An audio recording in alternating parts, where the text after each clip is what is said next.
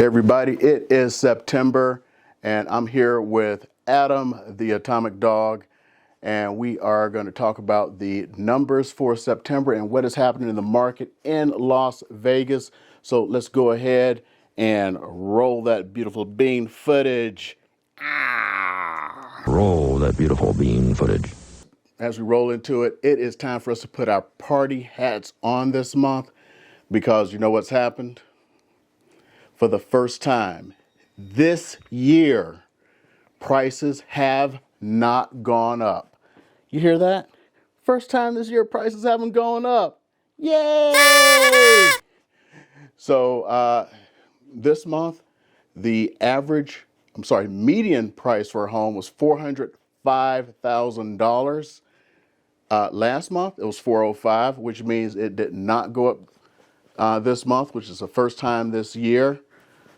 And if you look, units sold, it was 3210 compared to 3352 last month. And the median price of the new homes that came on the market was 425 compared to 419 last month.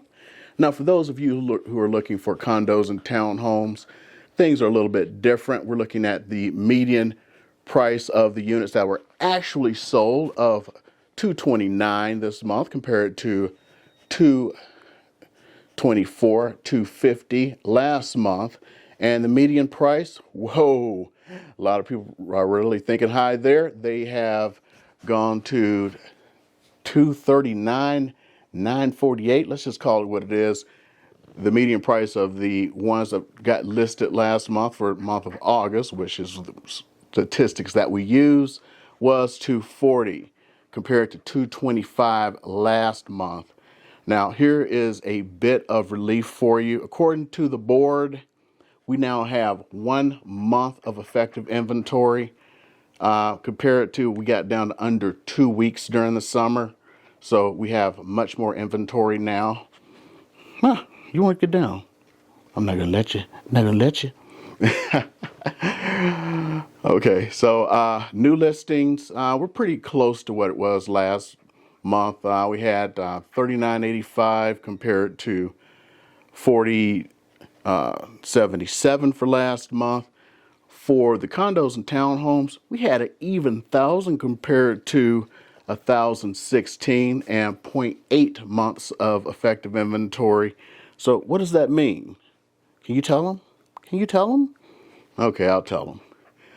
So got more people who are starting to list their homes right now, even though they're starting, a little bit high. We have had record numbers of price reductions. So if you look over the 7-day period, I got that popping up right here. Boop.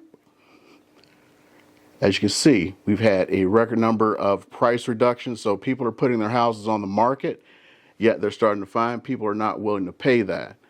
Now, we still have a situation where we have 31% of the market is being taken up by those cash buyers, mainly people like, the Zillows, the Open Doors offer pads, and other investors.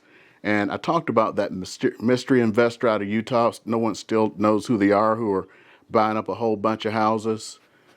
So those guys, remember, they were still offering full price on homes. The biggest problem with the iBuyers like that is for them to offer full price on homes is homes have to keep going up at the kind of records that we've been having. If they don't, they can't offer those home prices, which means a lot of them are starting to look back because companies are actually starting to look at their bottom lines and they're losing money on every house that they sell right now. And for some of them, it's a power play. So no big deal about that. They're going through their power play. That power play was basically to get market share. Now, a lot of them have gotten market share and that's helped them out. So now they may start offering less for homes. So if you've been thinking about selling your home and you want to use one of them, you better act fast because they can only lose so much money. There's only so much money to lose, so many investors from Wall Street who are willing to put up with that. So we don't know how much longer they're going to be able to do that. And now we talked about the median. That's that figure where you take the, let's say you had 100 homes, you go about 50. boom, you cut that in half. That 50th house, that's the median. What happens when you take all 100 homes, add them together, divide by 100? Well, that's the average. When you look at the average, this is where it gets really interesting. Last month, the average was 501,000 for single family homes. This month, it was $478,000. Wow. Over $20,000 less. So there's been a big change there that we have to start looking at. But what's more interesting is what's happening in condos and townhomes. That figure actually went up from 245 to 253. So what's going on there? Which is very strange, especially with condos and townhomes. You got to pay more in HOA fees, and some of those can be hundreds of dollars per month. So I really want to watch that and see what happens long term. Now, sticking with single family homes, this is what's interesting. Remember, last month, almost 90% of homes sold within 30 days. This month's report, I'm saying about 87% of homes sold within 30 days, which means homes are actually staying on the market just a little bit longer. So let's see if this trend continues, because if it does, we've got some real things to look out for. One thing we have to look out for is end of this month, people who were in forbearance, those forbearance things end. Some people can't wait until the forbearance ends because they believe they're going to be able to go out and get themselves a bargain on a home because of foreclosures. The best that's going to happen is we'll have more homes on the market, purely because who doesn't have equity now? People are just going to put their homes on the market instead of letting the bank take that equity from them. So that's really not going to happen. There's too much Wall Street money out there. There's a bunch of private equity. They're getting ready to buy those homes up. So if you're waiting for that to happen, I have bad news for you. Just keep on waiting. As far as we've seen so far, there's been, just a slight slowdown in the market, which is common this time of year. This is what we normally see. About mid-September, things start slowing down through the end of the year. This year we couldn't predict what would happen because this has been an absolute crazy year. I mean, just wacko bonkers. So still don't know what's going to happen, and we'll have to see. But these early signs point to things going to the way things normally are, with the slowdown starting mid-September and going through the end of the year with a pickup about mid-January. So let's keep a good eye on that. My prediction is we're still going to have a very robust year because of the shortage.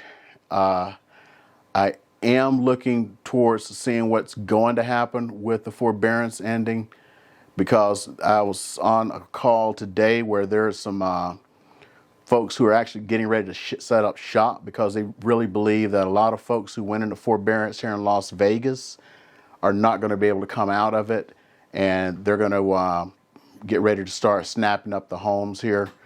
Now, the way they got things set up, like I said, they got the investors, and they are going to start trying to buy up those homes.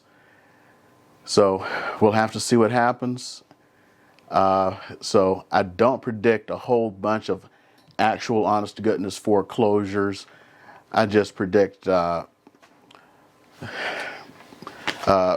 guys, I don't know what they're going to do, if they're going to put them into rentals or just put them back on the market. So we may see more homes on the market, which may give us better inventory. Like I say, a normal inventory is 5 to 6 months. It'd be great if we had 2-3 months of inventory again, because everyone will be happy.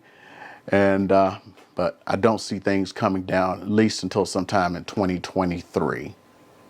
So my advice to buyers, I would start looking at things right now as far as the rest of September and seeing how things are going. If prices continue to hold steady the way they are, maybe come out of the woodwork and start looking to see what's happening with interest rates.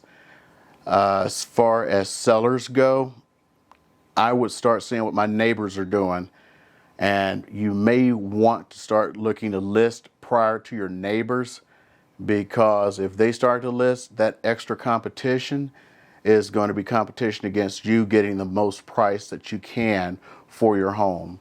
And if you want to maximize, especially before the holidays, you want to do that now. And even if you have to list during the holidays, you want to get the best pictures before things start changing in October. If you have, especially if you have grass and stuff like that, while your pool still looks good. If you have a pool, you want to go ahead and get those pictures taken, get that stuff taken care of as soon as possible, because you want your pictures to pop. So those are some of the things you really want to consider right now. The market nationwide and Las Vegas is super dynamic, and if you want to keep something really dynamic, I need you to keep looking at all of the videos. Hit that subscribe button, and if you like this video, like it, leave a comment. We really appreciate it. Thank you.